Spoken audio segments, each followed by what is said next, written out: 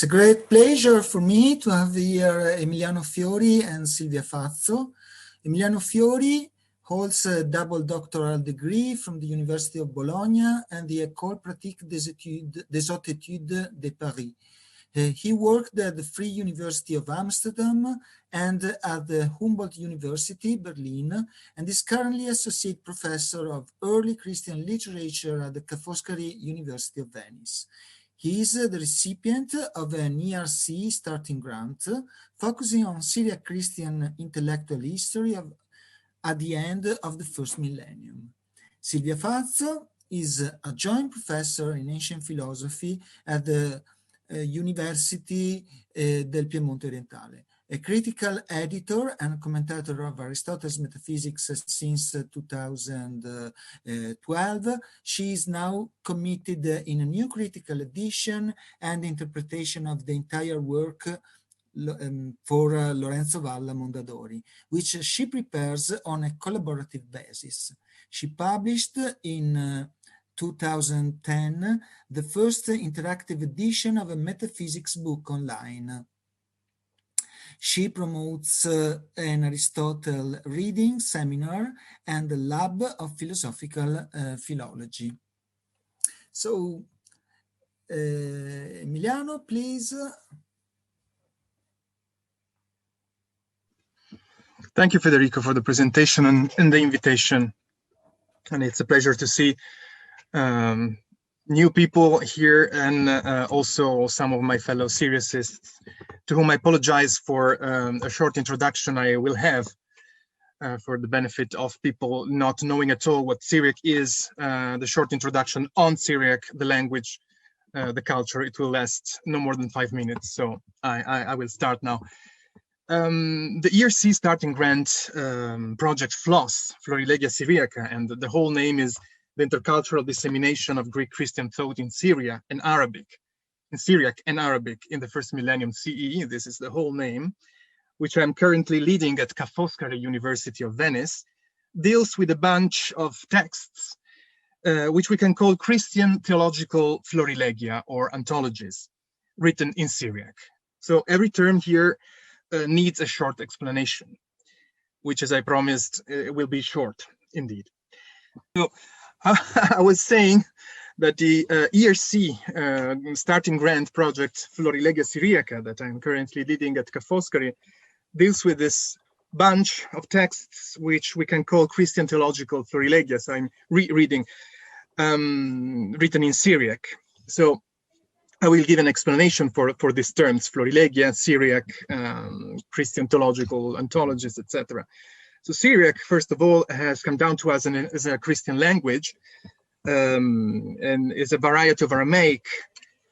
This is my first slide, which radiated from Turkey's current southeastern area, from around Edessa, today's Şanlıurfa, and emerged during the 1st century CE.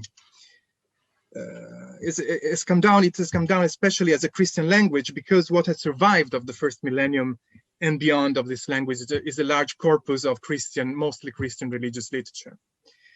This literature flourished in particular between the 4th and the 13th centuries, being mainly produced in Syria, Mesopotamia, and Persia. And Syriac culture thrived under different dominions, under the Eastern Roman or early Byzantine Empire, as well as under Persian Sassanid rule until the 7th century, and then under the Umayyad and Abbasid caliphates.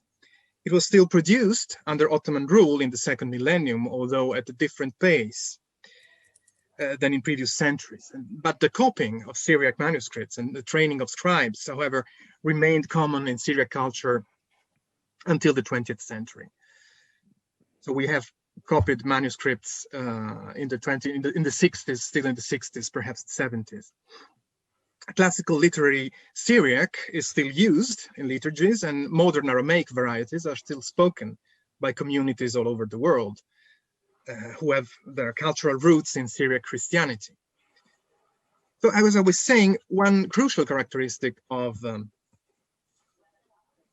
I'm looking for the, okay.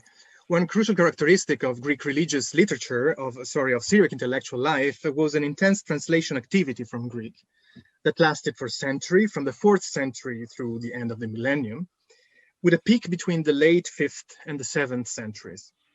It is relatively well known, at least among specialists, that Syriac translations were a decisive vehicle and intermediary for the transmission of Greek science and philosophy to Arabic. And the purport of their contribution has been the object of increasing scholarly attention in the last years. In fact, I was mentioning it, and I will gladly re-mention it, the only other ERC project on Syriac culture, which is ongoing at the Academy of Sciences of Vienna, focuses on translations and philosophical and scientific writings from Greek to Syriac, and compares them with Arabic translations of the same works. Somewhat less attention has been paid to the very large amount of translations of Christian religious literature from Greek into Syriac. These translations were foundational for all the varieties of Syriac Christianity and were especially frequent between the 4th and the 7th centuries. That is, until the beginning of the Islamic rule in the Middle East. These religious writings treated different topics, like I was saying, liturgy, the lives of saints, but a group of works was particularly relevant and appreciated. The books of the so-called church fathers, that is, of those Greek theologians that, because of the foundational character of their theological thought, different churches termed fathers of their faith. Syriac was Syriac culture, Syriac Christians were no exception in this regard, and devoted many energies to the appropriation and the enculturation of a great part of the works of these fathers. Moreover, since Syriac Christianity was divided into different currents, as I said, the church fathers became authorities upon which different church denominations based their claim to superiority, trying to demonstrate that their theology agreed with the teaching of the fathers. After the Islamic conquests, theological translations became less frequent, and the long and often very complex writings of the Greek church fathers were more rarely read or copied in their entirety. Under Islamic rule, the theological needs of the churches had dramatically changed because a new religious actor, Islam, had entered the scene. The interreligious confrontation became an urgent priority, and the authority of the church fathers, which Muslims did not share, could no longer be used in the interreligious debate. The church fathers, however, remained an important tool of internal education for the different Syriac churches, which needed a solid theological formation in order to face the external adversary. And the mutual debate of the different Syriac churches, between the different Syriac churches, continued under the Caliphs, so that also in this domain, the fathers had not lost their use altogether. As I said, however, the priorities had changed, and the interest had shifted from the difficult reading of the whole works of the fathers in translation to a selection of important passages that could be used and sometimes even memorized as a toolkit for polemic and debate. And here, on this selection, the Florilegia we are studying in the project FLOS, they are precisely the product of such selections from the Syriac translations of the Greek fathers. The Florilegia we are studying in this project are all preserved in manuscripts of the British Library of London and of the Cadbury Research Library at the University of Birmingham. In general, current research defines the Florilegium as an anthology, as you see here, the definition, which is the etymological definition, so to say, or indeed a select collection of extracts or passages from different writings of different authors. Our Syriac Florilegia are indeed select collections of passages excerpted from different works of different Greek Christian writers, of different fathers of the church, translated into Syriac. The Florilegia were composed in the 8th and 9th century, perhaps in the 10th, they were still copied in the 10th century, but perhaps no more produced by Syriac compilers who did not simply juxtapose random excerpts, passages from the Greek fathers, but collected them around common topics, theological topics, like to compose a sort of patchwork treatises, as I always call them, on basic theological themes, especially Trinity, the incarnation of God. Thus, in every manuscript we are studying, we always have a certain number of such treatises, which, however, are thematic or monographic florilegia of excerpts on a precise topic. So florilegia are organized as discrete treatises, but they are not composed by an author, by any author. They are just patchworks and collections of these extracts, but they have the structure of a treatise. Every thematic florilegium, being structured as a treatise, is made like this. It bears a general title that normally informs about the overall theological topic, and then it is divided into mostly numbered chapters, as you can see on the lower side of the screen of the slide. Each chapter has its own title, which illustrates the specific topic of the chapter, and the title chapter is always written in red ink. The chapter itself is made up of a variable number of excerpts from translations of the Greek fathers, or much more infrequently of excerpts from Syriac writers. So here on the upper left side, you can see an indication of one excerpt. The excerpts are written in red ink, and these titles with the number. These are Syriac letters that are used as numbers. These red titles are the chapter titles. Sorry. Every excerpt is introduced by a nicely precise identification of the passage, which specifies the author, work, and even chapter from which the passage is excerpted. This kind of red, so indistinguishable from a graphic point of view from the chapter titles, this kind of red heading is a rubric. We call them rubric. It is an identification of the author, the work from which the passage is excerpted, and very precisely, and this facilitated our work of research a lot, also the chapter from which the excerpt is extracted. We call this identification, as I said, rubrics, and they are also written in red, as you see. Now, what does the FLOS team intend to do with these texts, with this florilegia? What do we need to do?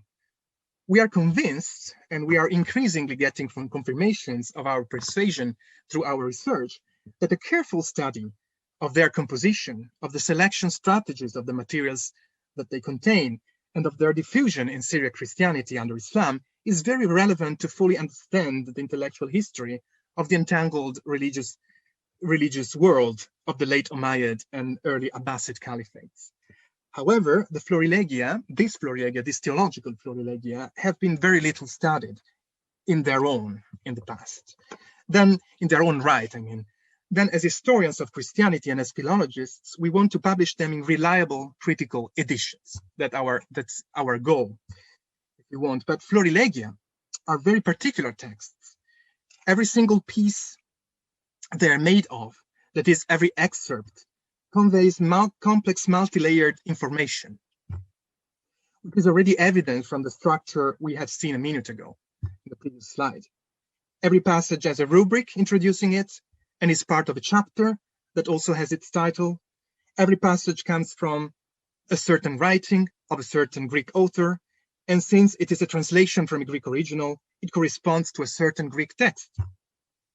Every Greek Christian text has been recently classified, Greek Christian text has been classified by modern scholars in repertoire, which is called clavis patrum Graecorum, with univocal numbers, which every excerpt in our critical edition will have to exhibit.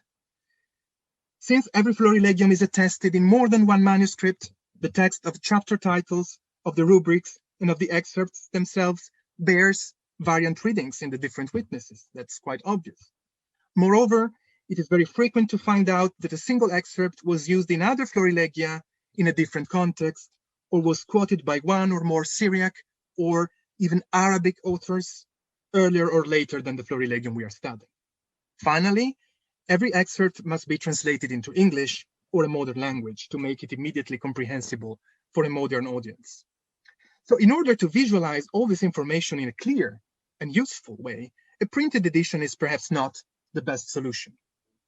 Florilegia then are an ideal case to embark in an experiment of born digital edition of a Syriac text, or Syriac texts, which must be realized through a digital workflow that unites philology and digital humanities without slowing down or impeaching the edition. So let us describe the steps of our workflow as it was established in the last year. It's been established in the last year. During the first year, half of the project, we attempted to learn the TEI guidelines and then to apply them to the manual composition of the text through a software, namely, of course, Oxygen.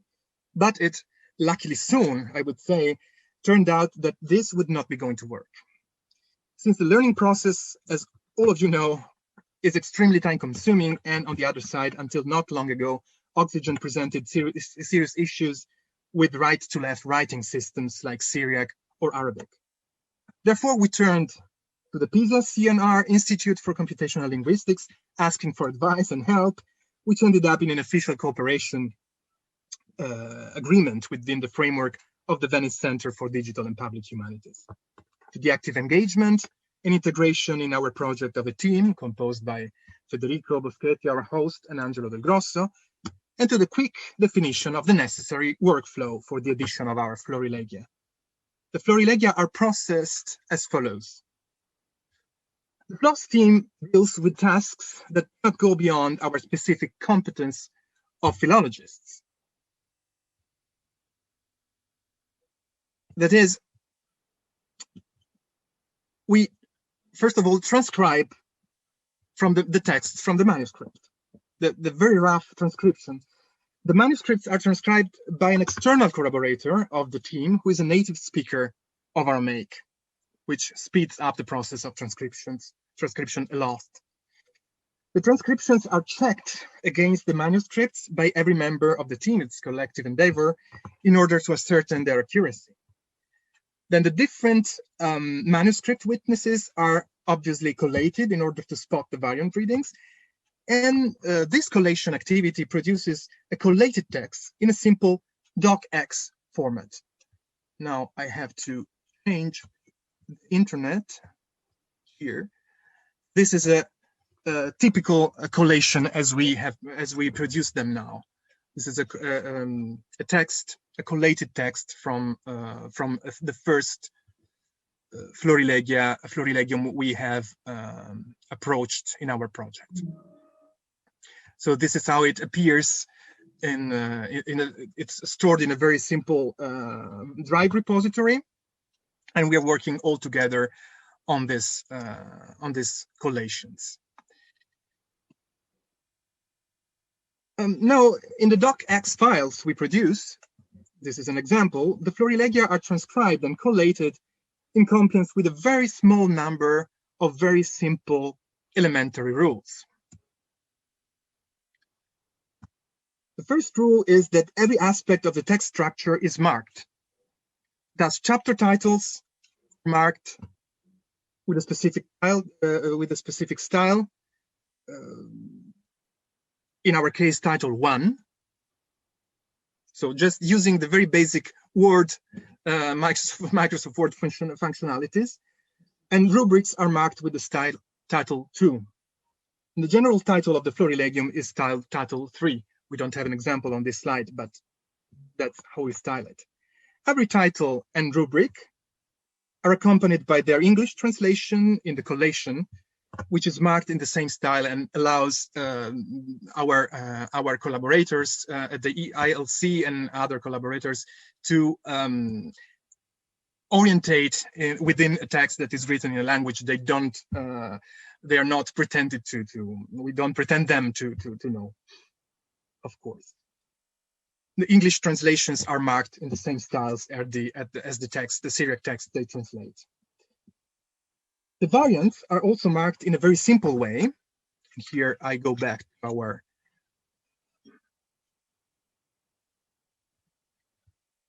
trying to go back to the here. Okay, to our docx files.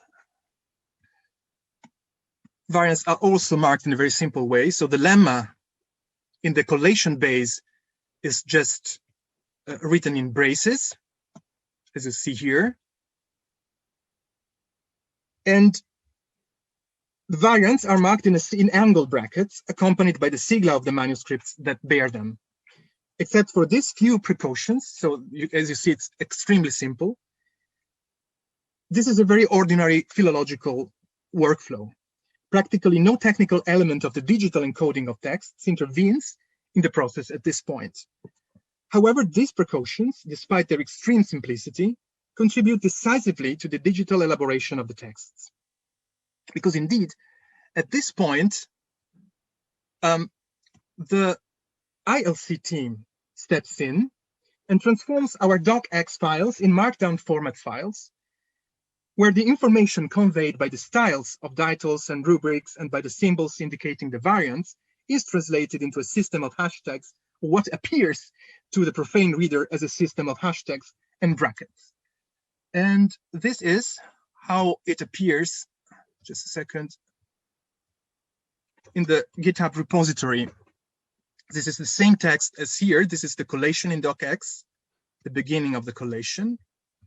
And this is how the collation appears when it is transformed into this markdown format.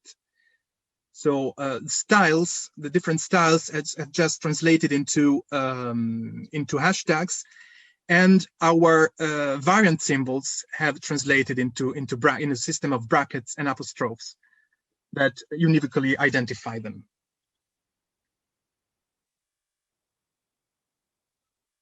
This is the raw form of the markdown file, which translates into this provisional form of the collation. So as you can see here, we can just pass on the lemma and see what manuscript bears it. We have the same for all the variants, and fellow Syriacists, don't be afraid about the alignment of the text. It works in the end result. It is correctly aligned. It's aligned on the left, which is not correct in itself. The results of this step of the work, as you see, are stored in GitHub.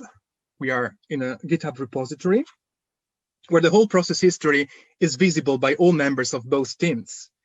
While variants, witnesses, and other data are classified and identified through this plain markdown system, the format is convertible, however, into the XML TEI format, but without implying, I insist on this point, a long learning process related to the TEI guidelines for us philologists, at least.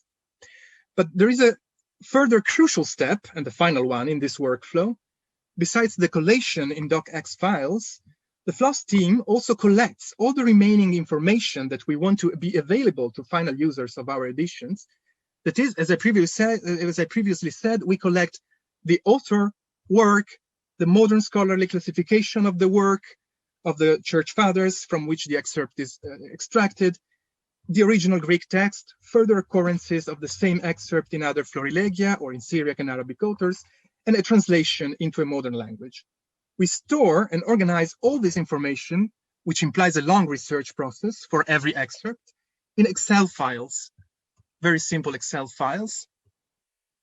This is an example.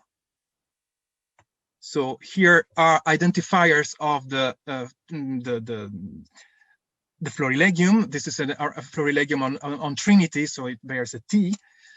The chapter and the number of the excerpt. This is the rubric of the excerpt, the text of the excerpt. This is the original Greek, bibliographical reference of the original Greek. And then we go on with other Syriac passages parallel to this one, and the reference to the other Syriac passages. then sorry for the confusion here. It's just as we leave space for other Syriac references, so for other occurrences of the same passage and for their bibliographical references. And then we have, because sometimes we also have this kind of cases, we have the Arabic translations. So Arabic authors cite these excerpts from our Florilegia, Arabic authors who also knew Syriac, of course. And we also give the Arabic parallels to the excerpts with their bibliographical reference. Then we give a modern translation of the passage. If the passage was already translated by any modern scholar, we give the reference of the modern translation, the name of the Greek author, the title of the Greek work, and the classification number of the Clavis Patrum Graecorum. All this information is stored in the Excel files because in this way, the data, all this data, can be univocally coupled with the corresponding texts of the Florilegia. Once this process is finished, another actor steps in, Luigi Tessarolo, who is working in close collaboration with the ILC team. Luigi is the developer of the platform Musisque Deoque, which I'm going to show it to you. Here it is. Which was originally conceived and is still running as a tool for the study of Latin poetry and allows scholars to do different kinds of metrical and lexical research on the texts. Luigi is now successfully working on the expansion of the platform to operate editions of Semitic texts. By elaborating the markdown files produced by the ILC team and integrated them with the information stored in our Excel files, he has produced the first nice prototype of the expanded Musisque Deoque for FLOS, which we are going to see in a second. This prototype is online, but is still protected by password. It will be public within some months. With this prototype, we basically reached the end result of the digital part of our project, because the multi-layered information we want the reader to extract from the Florilegia is finally visualized in a smart interface, which allows one to see it at a glance. So let us see some example of how it works. So how this prototype, which will be published soon, works. So this is the most complete Florilegium for the moment, Florilegium which bears a very generic title, Chapters on the Divine Theology, and is on Trinity. So it's the Florilegium T, as I showed you in the Excel file. And these are the chapters. It's a total of 65 chapters. Every chapter can be opened. And so these articulated in its rubrics and extracts. If I click on the title of a rubric, I can open the whole text of the chapter. And this is how it is structured. Let us see a single excerpt, so with its rubric and with the text.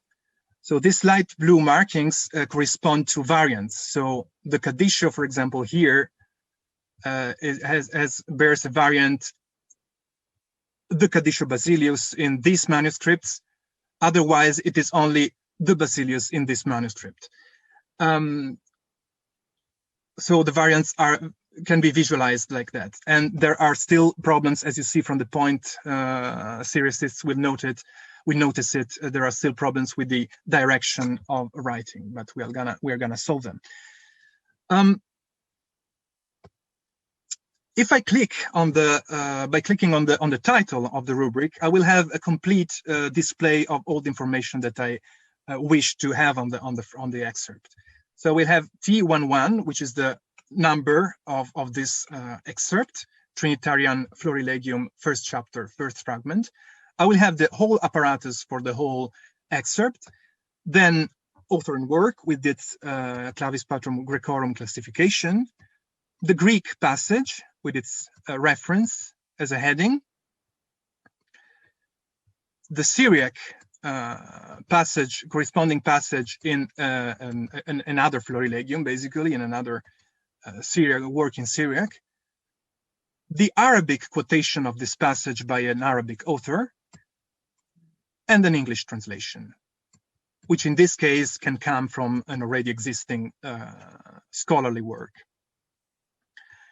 This is the kind of information one can extract from our prototype for the moment.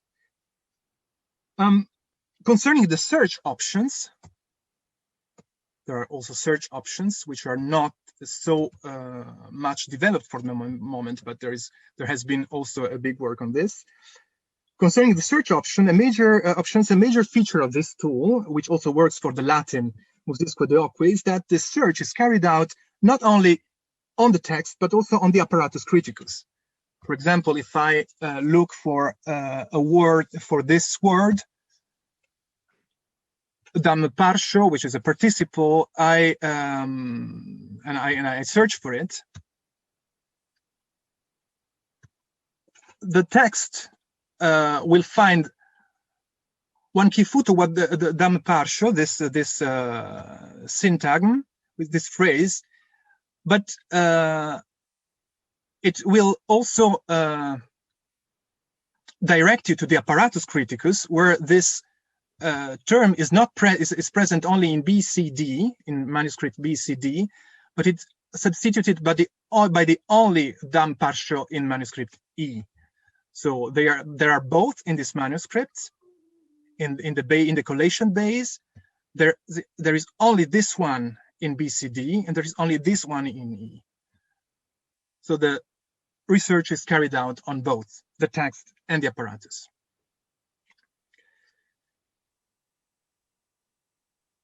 Of course, what you're seeing now, these texts I have showed you now, are just a collation. They are not critical edition. They are just, so to say, a born digital collation.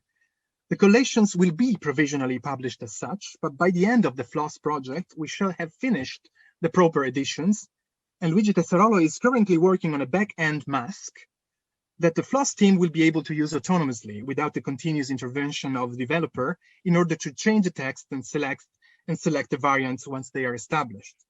Another tool that is still in progress and that is very important for us will enable the user to browse the single excerpts synoptically. Indeed, one of the main reasons of interest for Syriacists and historians of Christianity here is that one can follow the diffusion of the single excerpts in Florilegia and various authors. But in the present form, as you can see, we can see all this information only in a column, so it's not very comfortable. We have a lot of information here: Greek, Syriac, Arabic, as you saw, but these texts cannot really be synoptically compared with one another. So we will have to develop a tool, and it's in development now, being developed now, to browse this excerpt synoptically. So one cannot really compare the various forms now, but the new tool will enable the user to search for the single fragments by author and by work, and to display all of the forms of a fragment along with the original Greek text and the modern translation in a single row. As you can see, so the methodology proposed by the ILC is based on the implementation of domain-specific language for the representation of variants in a way more familiar to philologists than the XML language. The great advantage of this approach, if compared with our failed attempts with Oxygen at the beginning, is that it is research-centered. It is tailored on our data model. It develops and implements its language on the basis of our requirements and does not impose a scheme on the project's need. The result is a flexible and light product that can also be constantly corrected in progress. On the other hand, the partnership FLOS ILC is allowing the ILC to test their pre-existing methodologies for the automatized processing of languages on a new case study. What is new for the ILC is the combination of the following factors.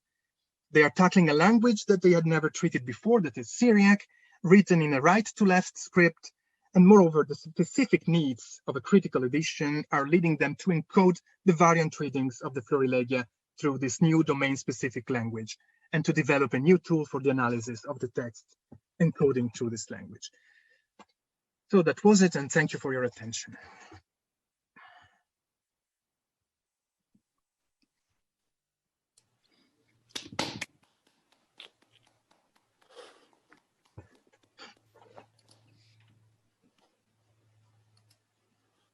Okay, thank you very much, Emiliano. And now I suggest to give you 5 minutes for questions and answers, and then Silvia will start her exposition. Okay, so please, if you have just a quick answer questions, write in the chat, and I will give you the possibility to speak with Emiliano. Or you can also raise your hand as you prefer.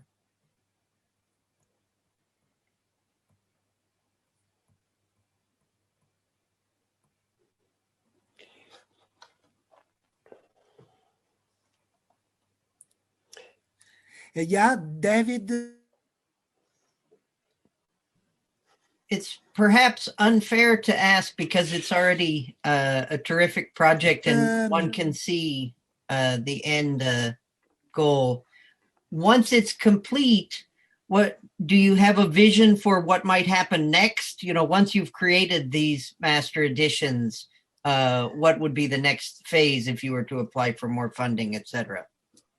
Okay. Thank you for the question. So the very quick answer may be divided into 2 parts. The first part is that as to the sustainability of the data, so to say, and of the end result, so the front end result, there already is a website, as you know, but many don't know perhaps. There is a website of the project FLOS, which is hosted, and not by chance, by the University of Venice. So it's in the server, in their servers, so that a durability is granted for at least a very long time. And all this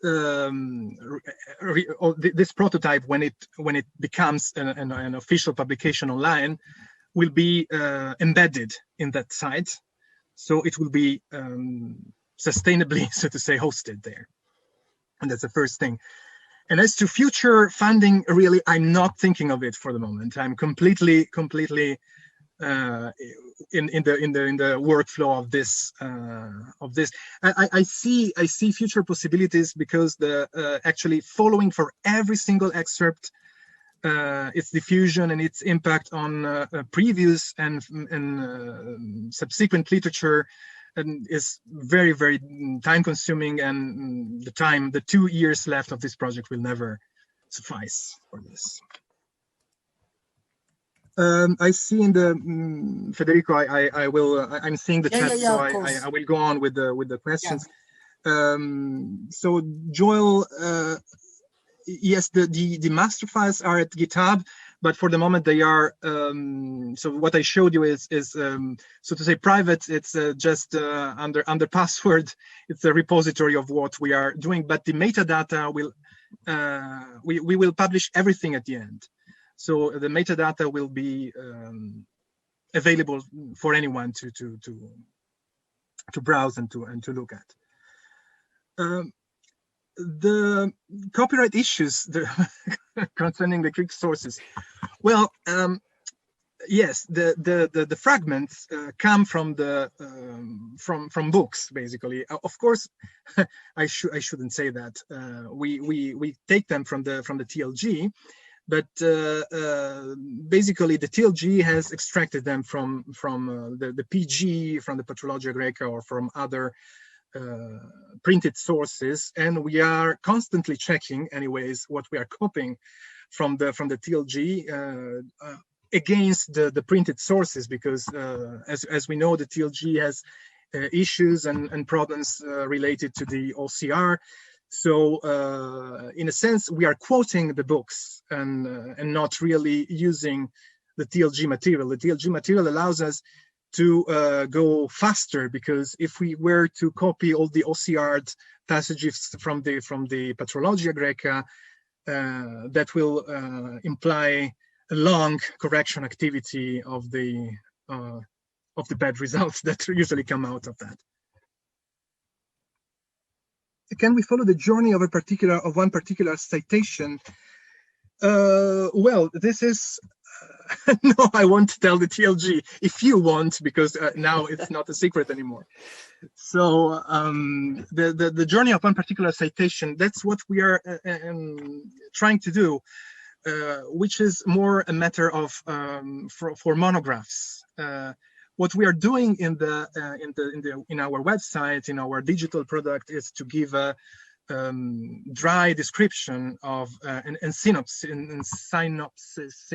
of the fragments. And in single monographs, that's the second part, but it's not digital for the moment, at least. In single monographs, the second part of our project, we are trying to track down the story of the diffusion of these materials. It's a sort of geology of the Florilegia, and it's turning out to be very fascinating. That's yes. The intellectual history part of it. Yes, fabulous. Okay, so now I ask Silvia, please, to make her presentation.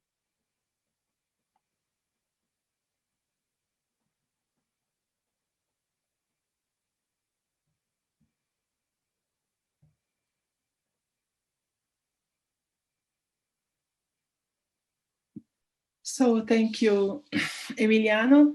And my presentation will be much more obvious in comparison to Emiliano's, because we are only introducing to you a big dream.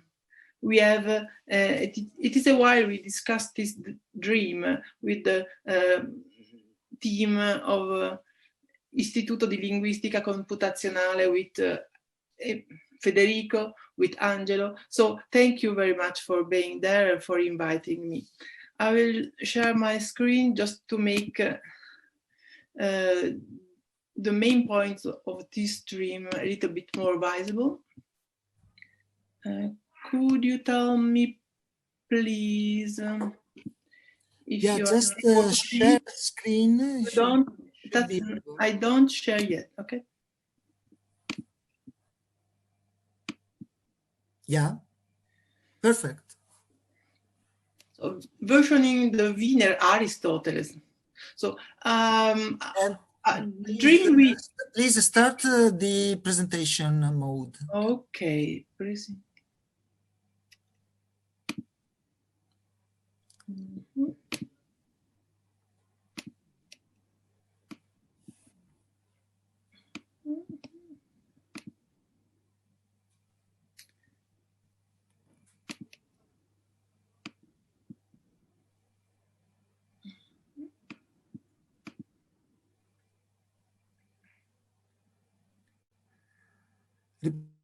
I'm not sure if it will work much more.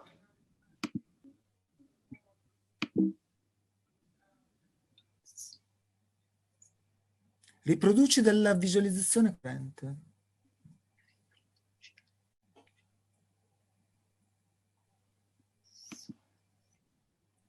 Si premi riproduci dalla diapositiva corrente. Il tasto riproduci dalla diapositiva corrente. Sulla barra in alto, un po' più giù. Scendi. No. No, scendi sulla barra del file. Innanzitutto. Fai a sinistra, più a sinistra. Eccolo, c'eri arrivata, lì dove ci sono quelle sorte di... Ok, sì, vai. I'm usually on Google Meet. It is Google Suite will be mentioned more than once during my presentation, because we cope with the fact that we are working without me, but on a collaborative basis, on just very standard collaborative methods, such as what is allowed by the Google Suite. Nevertheless, we are doing some progress, and we ask anyone being around today to help us to make further progress. versioning the Wiener Aristoteles. What is the Wiener Aristoteles? As we are about to see, that is the most ancient manuscript of Aristotle's Greek text. What is Aristoteleum? This is a fantasy name, is the surrounding we try to provoke you to produce for us in order to have the best possible working condition. But let's start with the key points which give the reason for us to cooperate in order to make a version of this Wiener Aristotle. Why are we so interested in the Wiener Aristotle? It is a long story, and these are some very, very general tenets which we share with this kind of questions. Why are critical editions obsolete? Critical editions are obsolete because we can do much better today, and this is not something we are going to put into question today with you. During the conversation, which is now 10 years long, with Federico and Angelo, we got convinced that we are in condition to do something much more effective for people interested in Aristotle. And why are digitalized texts not only partly reliable? Because they are not critical text. But what is the not obsolete way to have a critical text? This is our further point. We have to take this into account altogether with a technical point. Why are stemmata codicum ineffective? The technical point is can be dealt with in a very general way.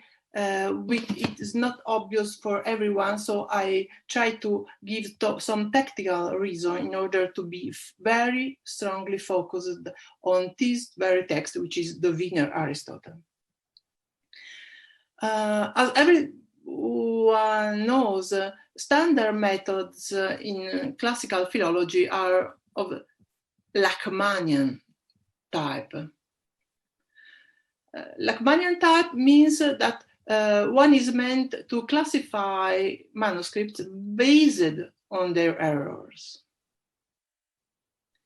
What's the matter with the Wiener Aristotle? The role of the Wiener Aristotle is still obscure, even if this manuscript is very well known since the end of the 19th century, because there is no proficient Lachmanian stemma able to classify its position between the whole manuscript tradition of Aristotelian texts. What's the matter with the Lachmanian method as applied to Aristotelian Greek tradition? Lachmanian methods presupposes that every manuscript just is the copy of a previous manuscript, and every manuscript just adds errors to the previous manuscript. So at the end, one should have a series of manuscripts, each of which has further errors, every one in comparison to the previous one. And comparing all the errors, one should be able to detect what the archetype of the extant tradition. Now, this is not the way the Aristotelian tradition works, because such people as the scribes of such manuscripts have been very clever people and strongly, deeply interested in the text they produce. So they don't just fill the text with trivial errors. They are very careful not to make errors, and they revise their text further and further. But they revise the difficult parts of the text. So they keep revising the text. And such revisions have been always beloved by editors and readers, because such revisions tend to make the text more readable. So, what is the point with such a stemma, or with such a stemma? Being based on the Lachmanian method, such stemmas have been supposed to use as errors those readings that the 20th century editors discarded.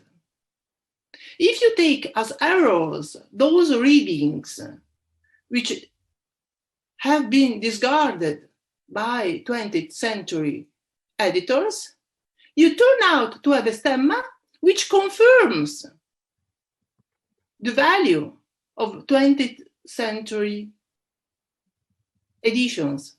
And this applies both to this stemma, which is a Silvio Bernardinello stemma, Padua, 1970. And if you use this further stemma by Dieter Harfinger, 1979, this stemma has many common features with the previous stemma, but has a crucial difference which is visible with the dotted lines. All of them means contaminations.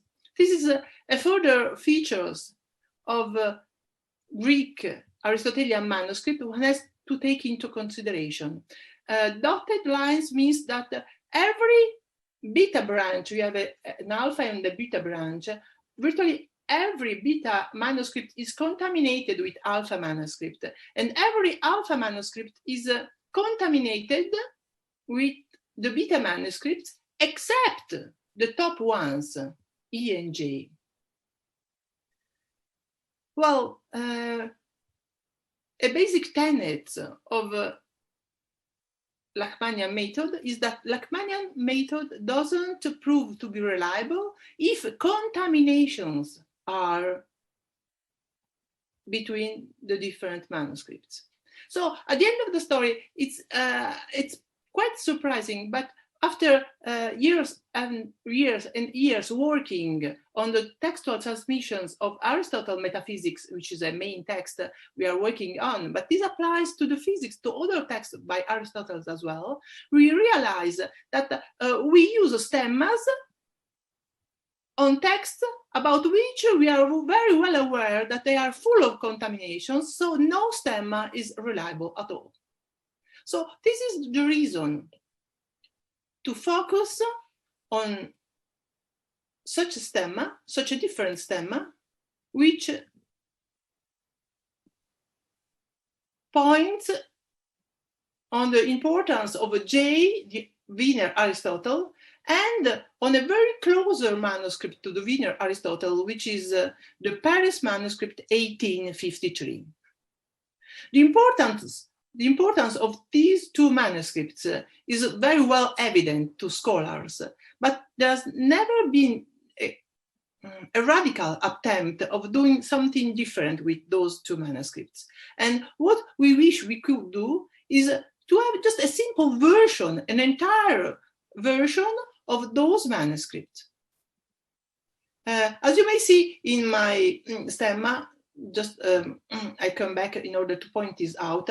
I presuppose, because this is what I found during my researches, that the E manuscript, that is the Paris manuscript, comes from the Wiener manuscript, which makes the Wiener manuscript very important. I have to mention now that an article recently appeared by Pantelis Golitsis, Quelques observations sur l'histoire et les origines de l'Aristote de Vienne. And this article claims just the other way around, that the Paris manuscript comes from the Wiener manuscript. What is striking is that there is no Lachmanian method able to judge what the relation actually between J and E. That's why we started a very basic project with this, you see, is a Google Suite document. We share a document in the Google Suite. We work together in order to modify. We also start from the TLG text of the metaphysics. We modify the text of the metaphysics, firstly, producing a Becker edition, because Becker edition turned out to be the most reliable one in a sense, the most respectful of the importance of the most ancient text by Aristotle. And once we reproduce a kind of Becker text, on this basis we made a version of the manuscript G, which is the one we showed to you with the previous photograph. Okay, this is the one. Now, what do we ask to digital humanists? There are several things one can dream of. On the one side, to have just prepared. I talk to scholars like Federico, to have just already prepared the Becker text, because Federico Boschetti with Bruce Robertson are completely able to produce an OCR edition of the Becker text. This could help us enormously, and this could be a beloved gift to the entire community of people working on Aristotle. Secondly, we wish we could have the chance to take a little bit less time to produce a version of the Wiener Aristotle, because this work is very time consuming. We spent in number of people we are working on a lot of time in order to have a version, so a running version of the Zeta book of the metaphysics according to the Wiener Aristotle. What should be done in order to make our task easier? Maybe just a question of layout, way of visualizing. I put as an example what we just did always with the Google Suite about a different tool, the Latin Aristotle. In a few words, why are we also interested to the Latin Aristotle? Because we have one Latin version of Aristotle's metaphysics and of Aristotle's corpus, which has surely nothing to do with the Greek manuscripts, which are all Byzantine manuscripts. And this is the Arabo-Latin version by Michael Scotus, which is printed with the Giuntina edition, which was produced in the 16th century and has been printed again in 1962. And we made a photograph of the columns we are interested in, and these are columns of Latin text we need to version, so to transcribe. Why do I show you this page? Because put in this way, you have on your left the Latin text, on your right a white column, and from this column you can just look at your right, and you again on your right you look at your left, and on the right you start writing down whatever you see on the left. This method proved very, very efficient, because people are very willing to cooperate. So we don't need enormous means, but just a more appropriate way to visualize the documents we have to work on. Now, we can even have people whose Latin is not that good, because once they make errors, all of us, we are ready to check all their errors. I can tell you that this Epsilon book of the metaphysics was done without pain. In a few days, everyone was willing to cooperate, and they made a transcription for us. We had people collaborating from Mexico City, from elsewhere, and we had undergraduate students, PhD students. I myself, every time I had 3 times, I put myself on the task.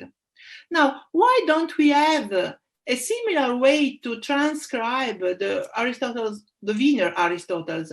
You see, this is good, but it is so time-consuming to go again to see the manuscript and then to check whether you see it is well.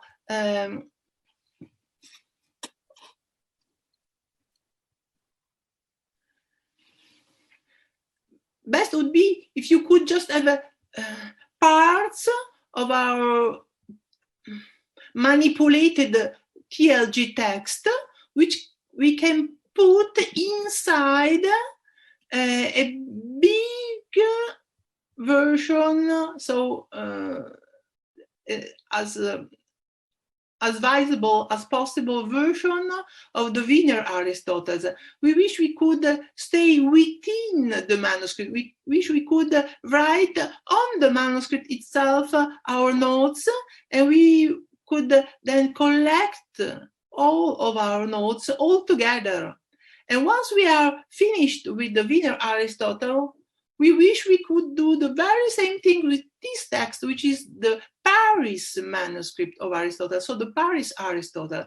And once again, we wish we could have our version of the Wiener Aristotle, and we wish we could be able to put our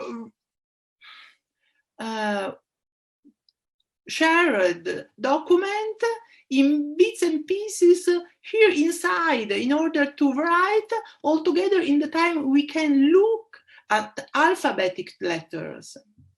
And when you have doubts, it would be so good to be in condition to have 3 parts of the screen. One part devoted to the Aristotle of Wien, one part devoted to the Paris manuscript, and one part for our transcription. In that case, we are pretty convinced that we could make very relevant progress, and we could, at the end of the story, compare the 2 versions in order to detect what actually their differences are. Once we have the differences, then it cannot be but clear what's the relation between the 2 manuscripts, and a very big enigma in Aristotle's scholarship could be solved. End of the story. It is not only a question of having a better grasp on Aristotle's text, but what is good is to do things together. And this is also, so to say, a political dream.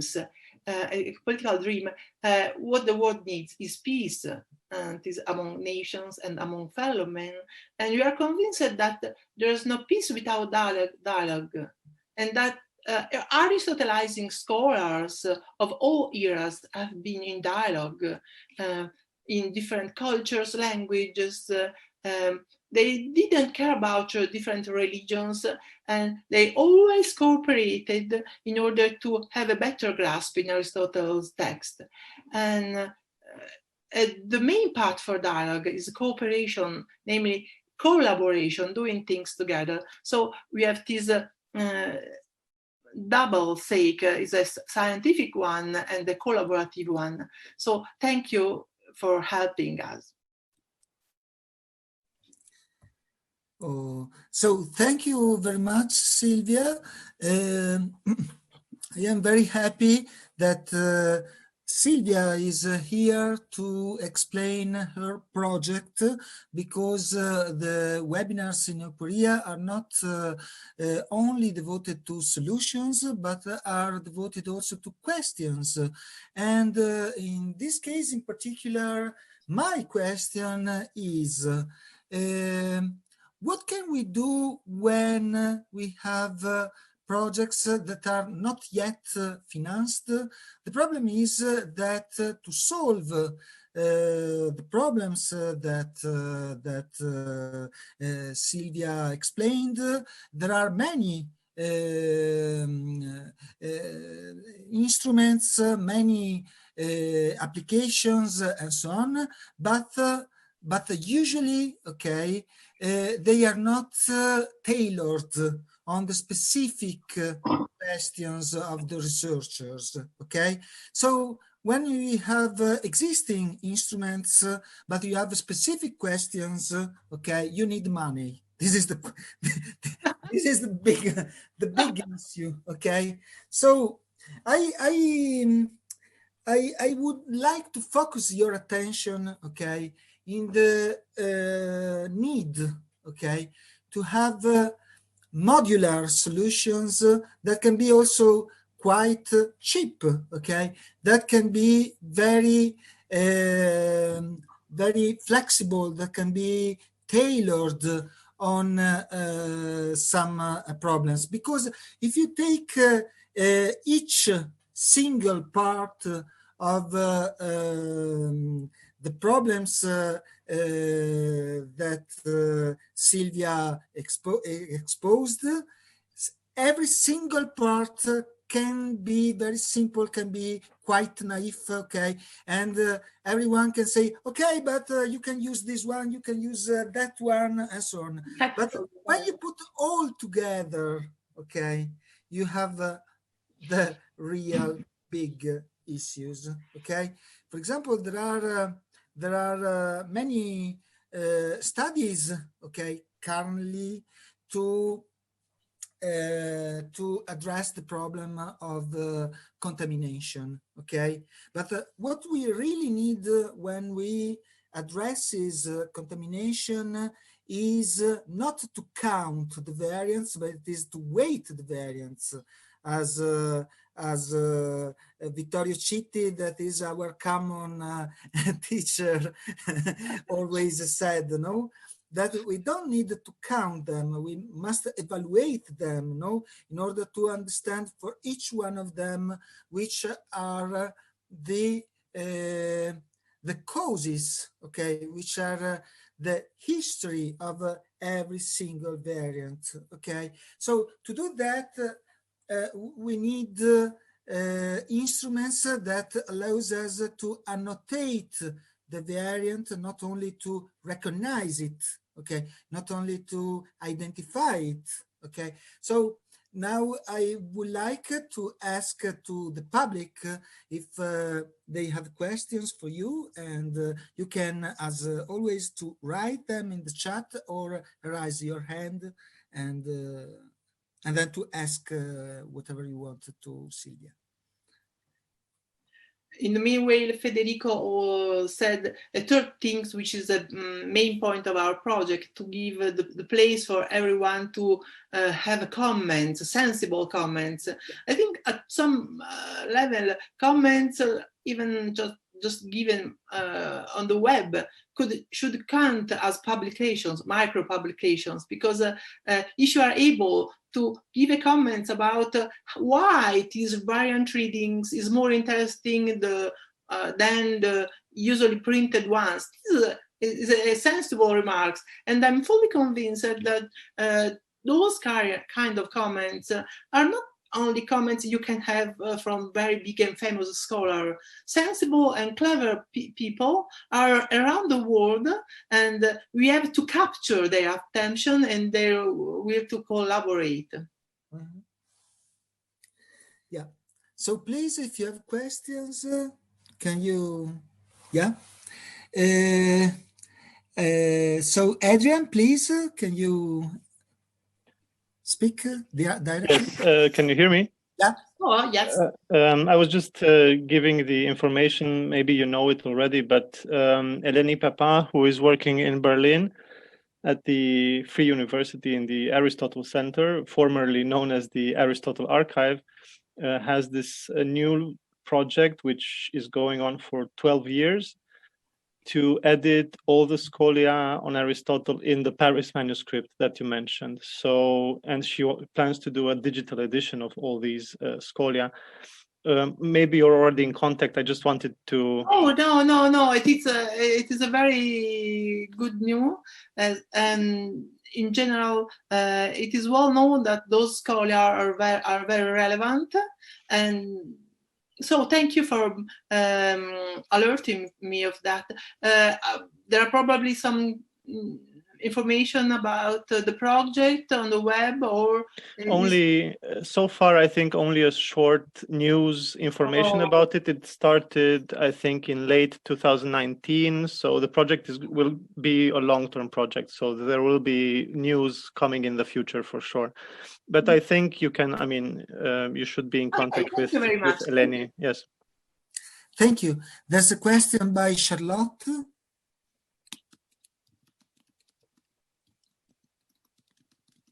Unmute. I think this is an old problem of we want to collaborate, we need to collaborate, but how do we acknowledge the contributions that people make? And if you have a young scholar who needs to build a career, they need an article under their own name, even if it's not very interesting, and their comment would have been much more interesting. And sometimes the article is just the comment blown up into something big enough to publish. Oh, well, this is actually something we discussed about more than once. I think the web helps, because if you look at the web page I've been sharing, yeah.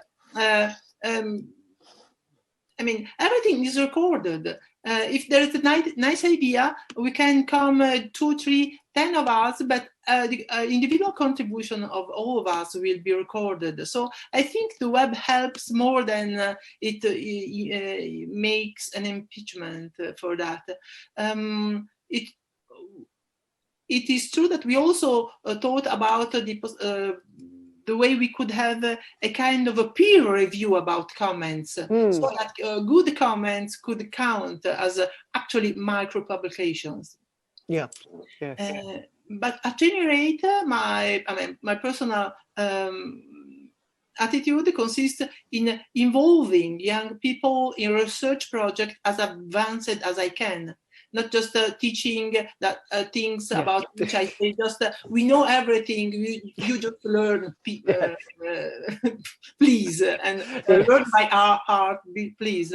But I involve them in research project, and I see that everyone has his own ideas, and I think this is the best possible way of training in order to produce something new. Maybe at the beginning we start having 400 articles or more, and then they walk with their legs, so to say. Sounds very good. Thank you. There's a question by Joel. Thank you, Silvia, for your paper. It's very interesting. And I was laughing very hard when you showed your stematology diagrams. You do have to wonder what good is stematology when you can't even parse or understand what you're looking at. And I don't have any suggestions on how you can move forward other than what everyone's already said. You know, you go with what tools you can and the people you have, and sometimes you have to go low tech. But I like your approach of trying to provide a simple transcription of each manuscript. And if you can, there's a principle in programming called disaggregation of concerns. Sorry? There's a principle in programming called disaggregation of concerns, where you simplify. And if you have a really complex document, you just make several different documents, each one very simply structured.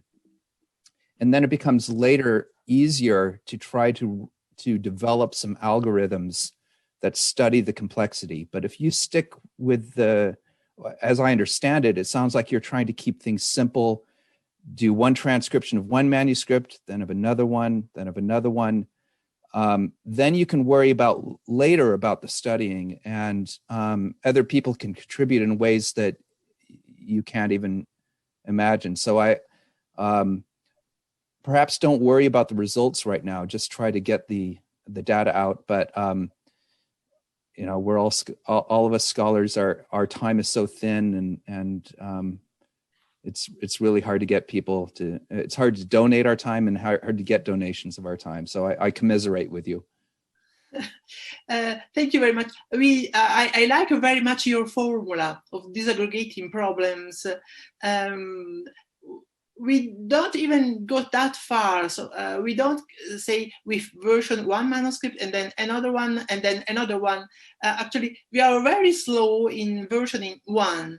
And actually, one has, I didn't expect the object, the manuscript of having such an appeal. Once I always thought I was the only crazy person spending so long a time with those manuscripts, but I see that everyone working with me feels the same appeal. And when a manuscript is a word, and you start looking at all the variant readings which have been discarded, and then you make a system of them. The first one, you may think that's a little bit hard, but then you realize that all of them are hard in the very same direction. So it's Brack logic all the time. So it makes a system. And so it's very nice. We are very fortunate when we can make a system of one word, which is this manuscript, which is the one maybe who saved Aristotle to get lost in the 19th century. Maybe they just found a non-child manuscript, a non-child codex, and without this very manuscript, maybe the history of the world could be different, because maybe that was the manuscript which saved Aristotle. And then and it's even nice, maybe that's not true, but we have to try, maybe this is the story. And then we plan to have the second manuscript, the one in Paris, and to version the two and to make a system of the differences. And it's not very fun to go with all the manuscripts to make a mix, or to collect all of the variant readings in the words. It's much better to enter in a word and to listen out what the manuscripts say. And I think it brings value to the entire word.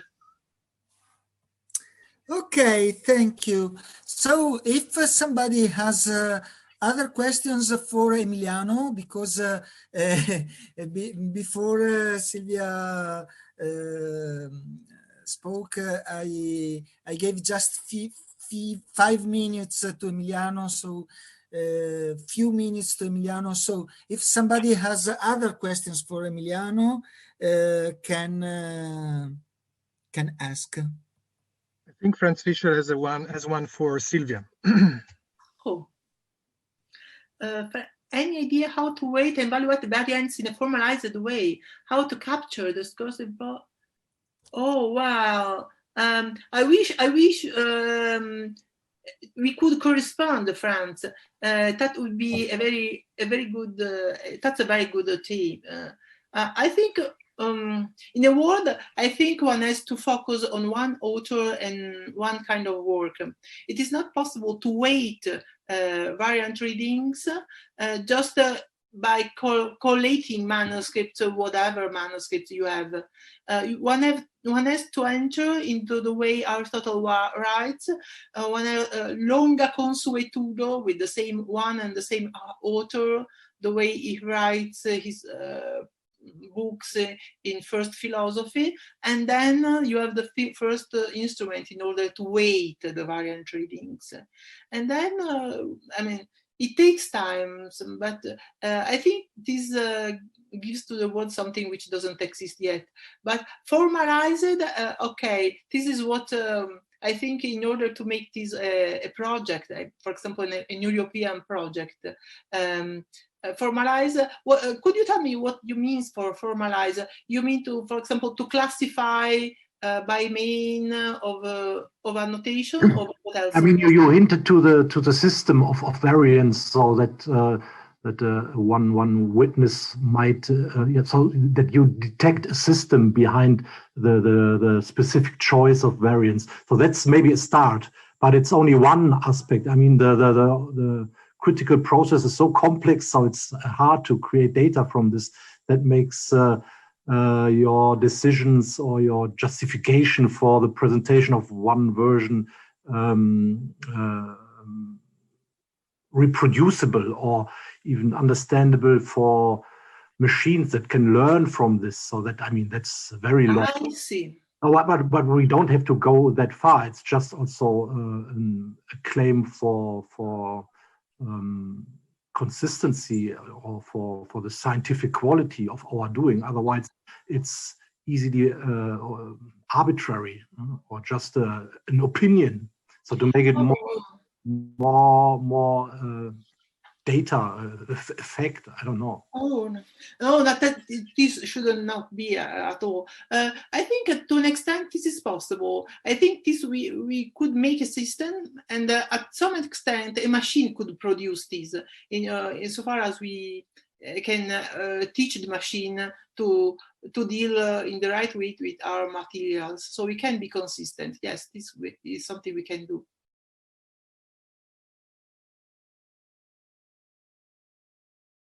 Because it does make a system. It does make a system. I think the kind of text we get is always more precise, more pregnant from the theoretical point of view. So, yeah. And I think it would be really worthwhile to capture that information, because usually that's left out. So, I mean, you make some general remarks in the introduction and that's it. No, so, not you. So you in general. No. Yes, this is a good idea to put this in the value into value all the time. And if I cannot do this alone for the whole Aristotelian corpus, because the Wiener manuscript has the whole Aristotelian physical corpus, we can have people cooperating. If you just try the right digital means. Thank you for the point.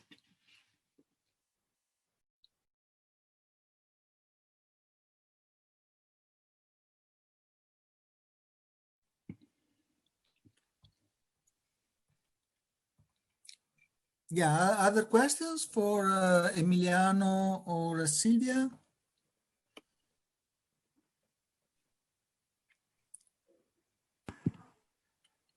I have otherwise to Federico, to you.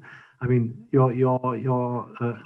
Euporia platform proves extremely useful to very different projects that we've just seen here, and so you make researchers, philologists very happy with. I hope that we will be able to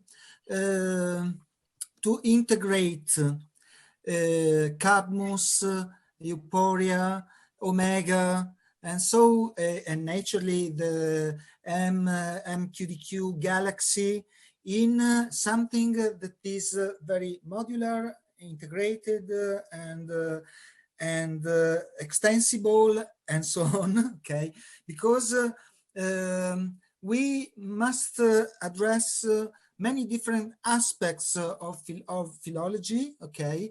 And there are many instruments that are excellent for a single task, but the big issue is when you must connect them, no? Or to pipe them, okay?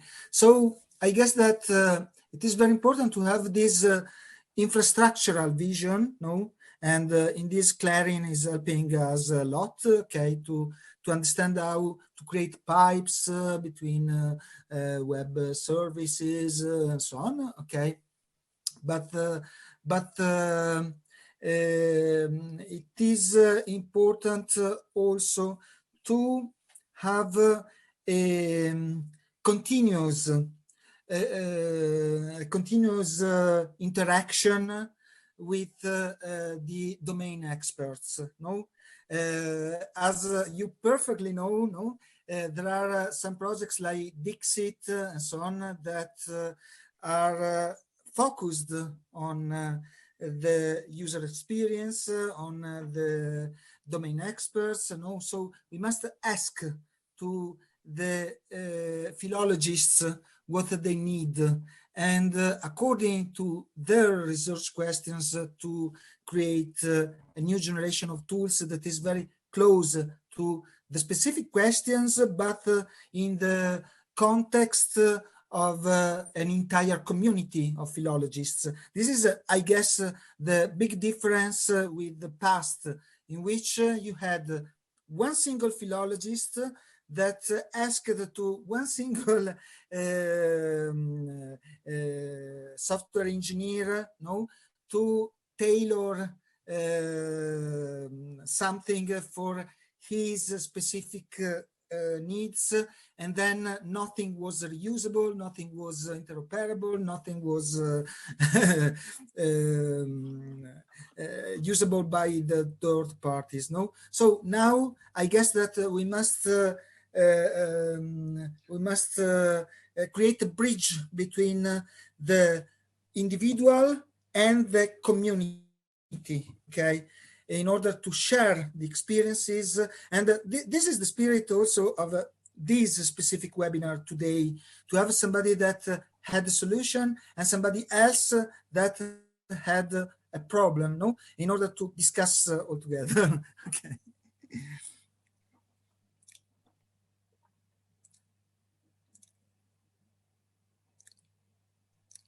Thank you, Joel. Do you want to say something?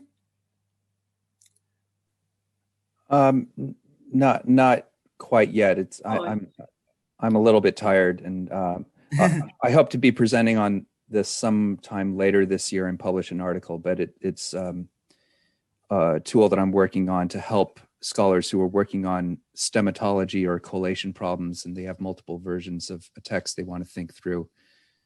Just for your throw it into the conversation. So thank you very much. It's one of, I know, many tools that are out there. I hope we can correspond at some point. I'd be happy to hear from you.